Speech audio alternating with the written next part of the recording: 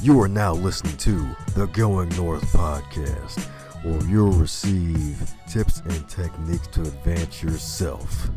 I'm your host, Dom Brightman, and every week we're going to be hearing from an author who's going to share their expertise to help you charge forward in life. On a quick side note, be sure to check out Going North the book. It's available in ebook, audio, as well as paperback form for those who love to read a traditional book. Now let's get on with the show.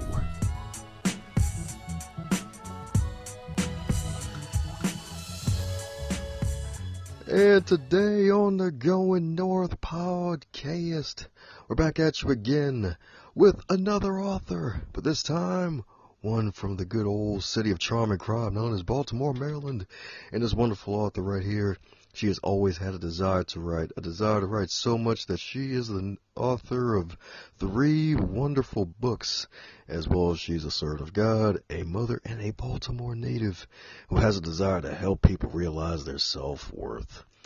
And when folks ask her about where her passion comes from, the quotation says she has the passion of having to overcome so many obstacles and setbacks that has really helped her to become a witness and living proof for the people she speaks with, and she wouldn't change anything about her past because it made her into who she is and helps her to relate to others. And you're probably wondering who this wonderful author is. It's the one and only LCB herself, Miss Lisa C. Butler. How are you today, ma'am? I am wonderful, Dom. Thank you so much for having me. Oh, yeah, that's right. The chocolate train is continuing, baby. That's right. On the podcast, that's right. How's it feel? That's great.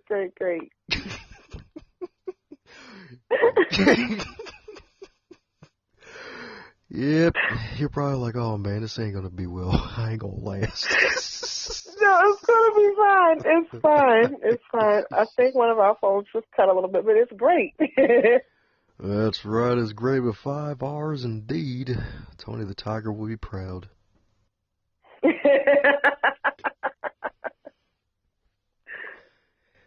Well, but as with all introductions, they're not allowed to be 21 days long, so mind filling in some gaps where I may have missed some things, and tell us a bit about yourself. Well, I think you hit the nail on the head. I'm a mother of 3 beautiful children who are on spring break right now, so they're running around a little bit. I'm currently employed with the state of Maryland, and that's where I know the author Nelson Brown. Yes, I know him in person. Woo! I love to go to church. I love to help people. I'm just happy. I'm just a genuinely happy person now. It took a long time to get here, but that is who I am now.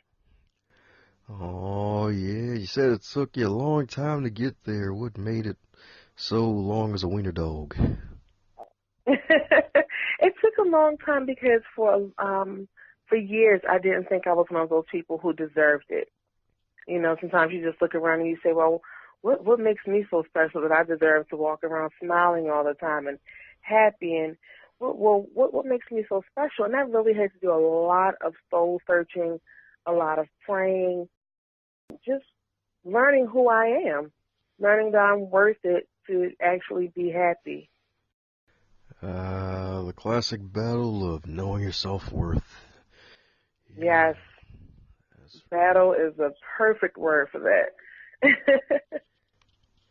Oh, yeah, that's right. Some had to pull out the nightstick, some pulled out a twig. Yep, some pulled... Yep.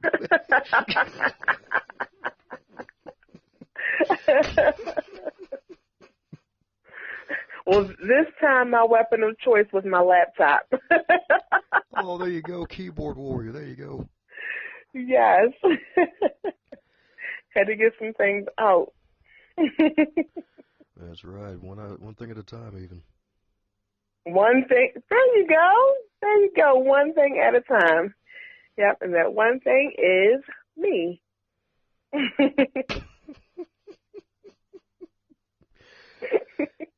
Yeah, that's right. One thing at a time. The battle of finding your self-worth, and now you Made it to that point where you see yourself as a shiny diamond in a gold shawl. So how does it feel? It feels amazing. It feels amazing because, like you said, I'm a diamond, so I'm shining, and other people can see it, so they want to know, how did you get there? How did you get here? What happened? What did you have to go through? And you have to share your testimony with people. You have to let them know, yeah, I started off as a coal. I definitely started off as that lump of coal, and Lord knows it took a long time for this diamond to get here, but now that it's here, it can't be broken. Oh, yeah. And how was that lump of coal experience? Mind diving deeper into that? Yeah, it's painful. It is painful. You know, like I said, I have 3 children, and a lot of my experience came from being a mother, trying to figure out, am I, again, it goes back to that self-worth. Am I good enough to be their mom? What makes me good enough to, am I going to set up a good example for them? Am I going to be able to teach them and train them up in the right ways? And then you just have so many people constantly giving advice. You have to be very, very careful who you listen to, who you take advice from, because some people will, not intentionally, but they'll tell you things that will damage your self-worth even further. So you have to be very careful with that. You have to know how to distinguish the two. Because if you give me a ton of negative information, I have to know, okay, there's an opposite to this. There's a flip side to this. And then sometimes you have to pull yourself up by your bootstraps and go that route. And sometimes you have to go alone. Sometimes you have to cry. Sometimes you go kicking and screaming. And that's that lump of coal process. That's when it's, it's going through the whole process. That's when the real pressure comes in. Either you're going to fold or you're just going to go full speed ahead. That's right. Out of the fold to go full speed ahead. That's right. And you went full speed ahead, didn't you? Full speed ahead. And let me tell you something, Dom. Sometimes when you go full speed ahead, you hit a brick wall. But you got to get back up. You got to get back up. It's kind of like that classic road runner thing where they paint the road, but you got to, just go around it a little bit. As long as you keep going, you might get knocked down, but you absolutely have to keep going. That's right. Keep going north even. That's what I'm talking about. Keep going north. We're going north. That's right. To the moon, and then to Jupiter, and then all the way to Pluto. That's right. And even further. Forget about the back. Forget about the back part. They always talk about the moon and back. Like, nah, forget that. Nah. Yeah, we're gonna be stars among the rest of the stars. Among the rest of the stars. You hit the nail on the head again. That's right. And then soon we'll have the whole house built with all these nails, right? Right. Yes. Come on, keep building, Dom. Keep building. Yes, indeed. And that's something you're good at doing yourself. So 3 magical books. So what inspired you to write your first one? Early enough, my first one was a bucket list thing. I did not think people were going to read it. I wasn't concerned with people reading it, but it was a story I kind of had in me for a long time. Bits and pieces of it pertain to my life, and the rest of it kind of just came creatively. I've always loved to write. I have always been a writer, but never really for anyone else. So my first book, Damaged Goods, kind of goes hand in hand with what we were just speaking about with the lump of coal turning into a diamond, when you think you aren't good enough. So that kind of came naturally. The first book did with Damaged Goods, and people read it. And I'm like, oh, this is awesome. And everyone who read it, the people who I knew, and even some people that I didn't know, they're like, oh, so when's the sequel coming? I'm like, oh, you want more? Okay, so I had to question myself and think, like, was it not good enough? Or was it that good that they want more of it? And I took a little bit of a hiatus. It took a few years for the second book to come out, which is called What Don't Kill Me. I know it's not grammatically correct, but that's how the characters speak, What Don't Kill Me. And that one was fun because I actually wrote that from a male perspective. The leading character was a male, and that pushed me. So it was just a little bit about growth, trying to figure out, okay, what can I do with this? People are interested. And I thought that was very, very cool.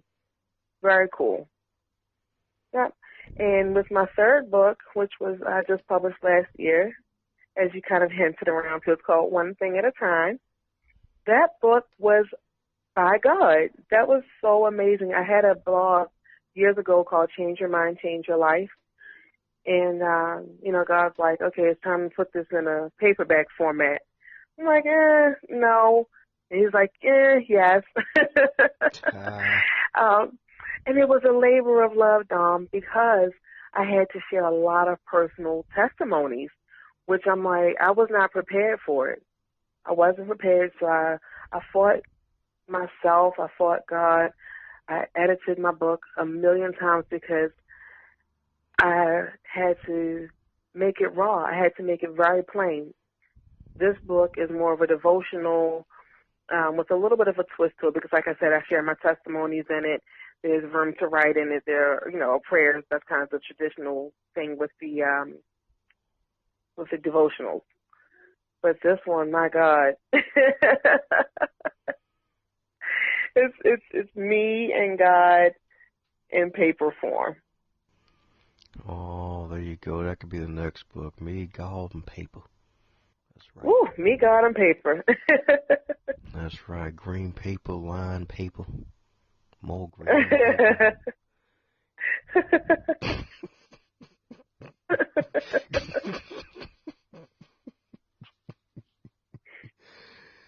Yes, indeed. Yes, indeed. Well, that's interesting. Spin of events. So, writing from the male perspective, the main character being a male. So, how did that come about with writing the book from the guy's perspective? What inspired that? I really just wanted to challenge myself because I had to think of what the first book was about, and I had to kind of figure out because I didn't realize that men were going to read the book as well, and they were very interested. So I'm like, well, let me just try something that I've never done before. I've never written from a male perspective, and I had to laugh at myself a lot because I had this macho voice in my head that sounded so unnatural. He was like overly macho, and I had to kind of tone him down a little bit to make him, more realistic, more relatable. But it was a very awesome experience, and I enjoyed it. I got a lot of positive feedback from it. That people were just like, oh, I just thought that came natural to you. You're a writer. You're an author. Like, oh, okay. Sweet. So did the voice sound like Randy Savage? Almost. It was way too macho for me. It was way too macho. Ooh, let me tell you something, brother. I'm about to drop an elbow at a time in your brain. These damaged goods. That's right. What doesn't kill me makes me stronger, yeah. Now, I mean, I'm kind of dead now, but it's like I'm not dead in spirit, brother. That's right. I'm dropping all the knowledge, one thing at a time. An elbow from the heavens. That's right. That's good. That's good. Yeah, so I had to kind of remember, this guy's allegedly from Baltimore. I had to kind of bring him back down to the hood a little bit. Oh, don't worry. The Macho Man is in the hood, too.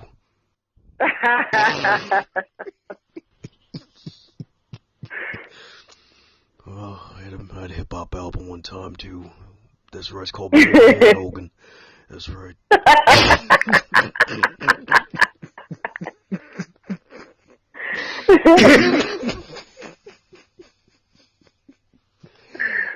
Oh, man. Well, that's awesome, though. Challenging yourself as a writer. Folks enjoying it. So, any plans for book number 4?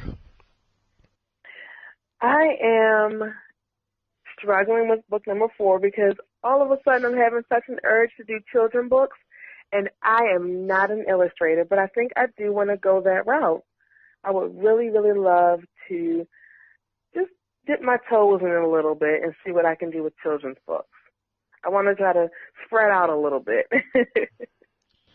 That's what I'm talking about. Put that butter out there. Just spread on out. That's what I'm talking about. Just spread it out. See what happens. Yes, indeed.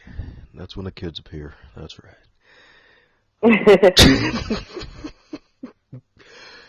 Yeah, but it's all good, though. It's all good, though. But, yeah, when you write a kid's book, you don't really need to do it all on your own. I'm pretty sure you can find an illustrator if you hunt Oh yeah, hard enough around. absolutely, absolutely, yeah, yep. That's right. So is the kid's book, is it going to be about overcoming the snowballs or building a giant cocoon? And was like, I think I wanna. I think I wanna stick with the self-worth. I think I wanna stick with the self-worth, just to build some kids' confidence. I don't want to make it so fairy tale and so far fetched that they can't relate to it and they just put it down. I want kids to look at themselves while they're younger. It's very important that children understand from a young age that their voice matters, their opinion matters, their feelings matter. So I want to try to do, maybe like the elementary school age, not too old, not too young, maybe second or third grade, geared towards that age. there you go, there you go.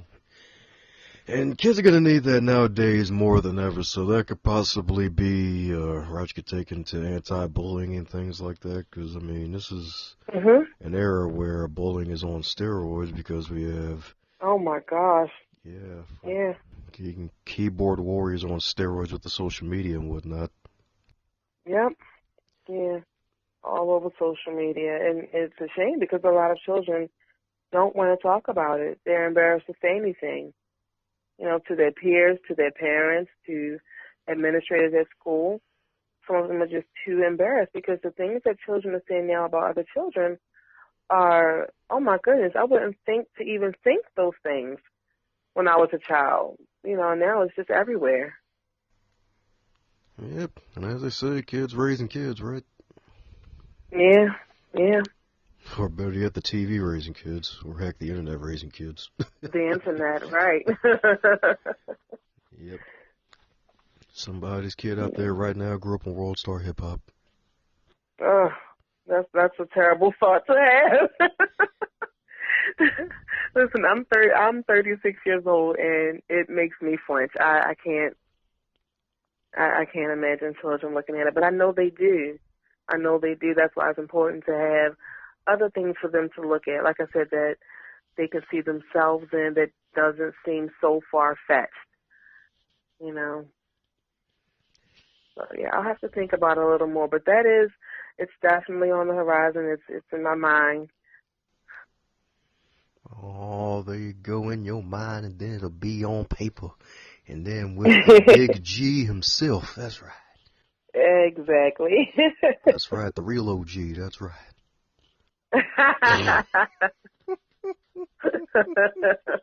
The Alpha and the Omega. There you go. Look, you're putting another nail in. You're putting another nail in it. Oh, yeah, that's right. We're going to have this Tower of Babel. Let me stop. I ain't going to do that. Woo. Well, as with folks who write multiple books, there's folks out there with 0 books that want to know how to get at least one done. So any advice for those folks who are looking to not only write but also publish their books? My advice is to be authentic.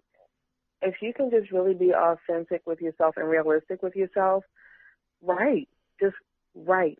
Any given moment, any free time that you have, just go ahead and start writing. It does not have to be at the beginning. Doesn't have to be middle. Doesn't have to be end. Wherever you feel comfortable, that's where you need to start. And my other advice is do your research, especially when it pertains to being self-published versus just published. All 3 of my books are self-published, and what I've learned rarely is that when it's self-published, you are literally doing everything by yourself. You have to be your marketing team. You have to be your accountant. You have to do everything by yourself. So if you're dedicated enough to do things that way, then maybe that's your route.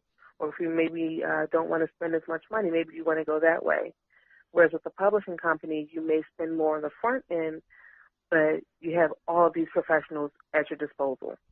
So I would just really encourage everybody to do their research all around, write, and just keep writing, and it will eventually come together. Oh, yeah, that's what I'm talking about. But yeah, you are right, and nope, well, pun unintended on that one. But yeah, you are right though, because When you self-publish a book, you are basically everybody. You are yourself. You are the whole team. You are Yeah. now multiple personality disorder. It's you now. It's like, yeah. Yeah. Yeah, you already have all these characters living in your head. So then you have all you have yourself as all of these employees in your head. You have it all by yourself. That's right. Yep. That's right. One of them calls people jive turkeys when they don't pay. That's right. I'm stuck.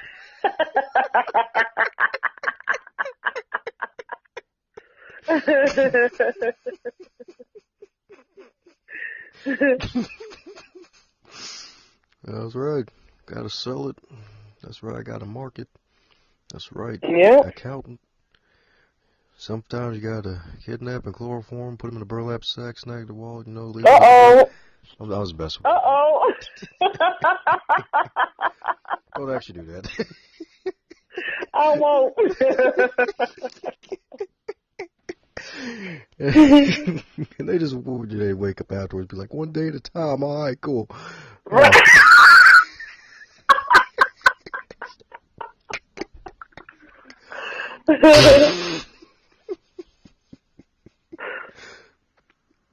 Yep.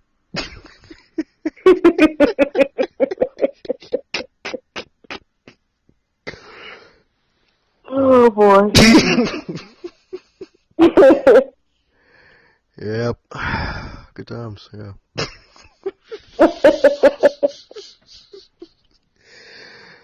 Yep. Yes, indeed. Alrighty. Well, as with all wonderful, magical moments and staying motivated to publish work, if you were to wake up tomorrow and you were 25 again in the current year of 2019, what advice would you give to yourself? Boy, oh boy, to be 25 again. Let's see. Most important thing that I would tell myself at 25 in 2019 is to not compare myself to anyone. You can't compare your progress to anyone else if you don't know what they did or what they're currently doing to get to where they are. You don't know what they went through. So comparison really, really is a distraction, especially nowadays. We talked about social media a little bit. So many people hide behind social media. So part of my advice would be to not be on social media as much, unless, like we talked about as well, you're doing your marketing, you're doing some research and things of that nature. Because in this day and age, it's very easy, I believe, for younger people to fall into that trap of, oh my goodness, look at this person on social media. They have so much going for themselves. And, but not too many people post the bad days. Not too many people post when they're up at 3 o'clock in the morning, trying to make a deadline. So I think the most important thing I would tell my 25-year-old self in 2019 is to just not compare myself to anyone. That's right. Compare yourself to nobody. That's right. Nobody. That's right.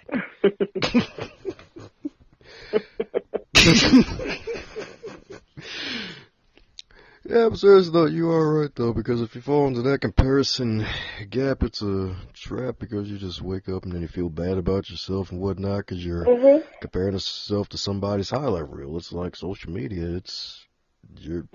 Folks are just putting out what they want to put out. They ain't putting out everything that they're going through, and I hope they're not, to be honest, because social media, don't use that as a diary. Use a diary for that. Use a journal. Like, don't use a journal, right?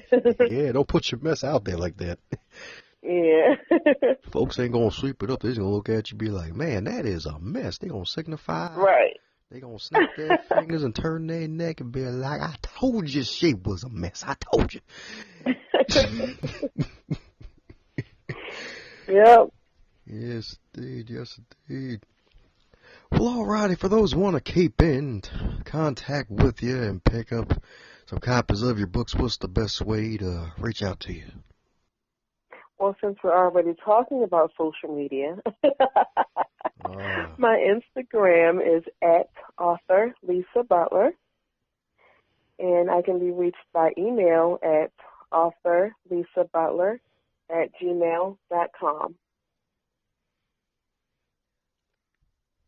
Yep, and all of my books are available on Amazon.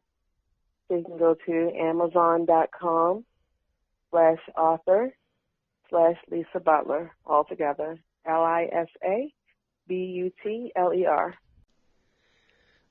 Oh, yeah, there we go. Well, there you have it, folks.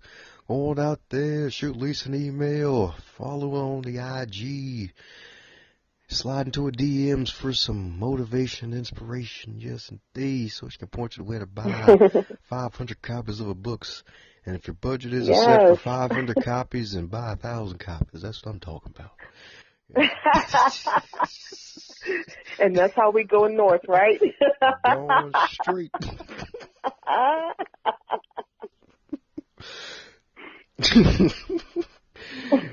Yes, indeed. So, any parting words for our wonderful listeners? I just want everybody to remember to put yourself first. It's not being selfish. It is making sure that you have what you need.